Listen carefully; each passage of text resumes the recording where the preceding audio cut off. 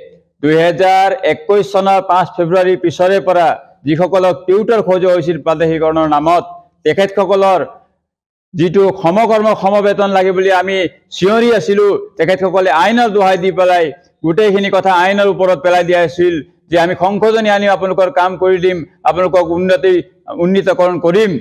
সেইখিনি কথাৰ অন্তত আমি আজি বিধানসভাত দেখিবলৈ পালোঁ এই টিউটৰসকলৰ কাৰণে বিধানসভাত 6% তেখেতসকলে বৃদ্ধি কৰিছে, অৰ্থাৎ 720 টকা।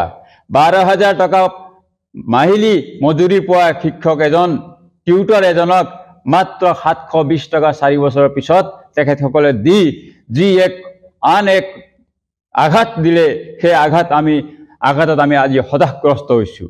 আজি আমাৰ শিক্ষকসকল পুনৰ এক হতাশাগ্ৰস্ততাই ভুগিছে।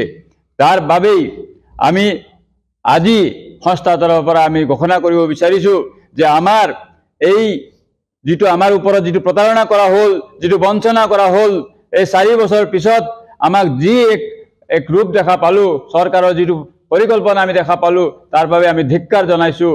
আৰু আমি ক'ব বিচাৰোঁ যে যদি ইয়াৰ সদিচ্ছামূলকভাৱে আমাক প্ৰকৃত অৰ্থত এগৰাকী শিক্ষক হিচাপে জীয়াই থকাৰ কাৰণে তেওঁলোকে সুবিধা আদায় নিদিয়ে, তেতিয়ালৈকে আমি মাননীয় শিক্ষামন্ত্ৰীৰ গৃহস্থান যিটো ধেমাজিৰ স্থিত আমি বাসস্থান ঘেৰাও কৰিবৰ কাৰণে সিদ্ধান্ত সংস্থাৰ তৰফৰ পৰা লোৱা হৈছে।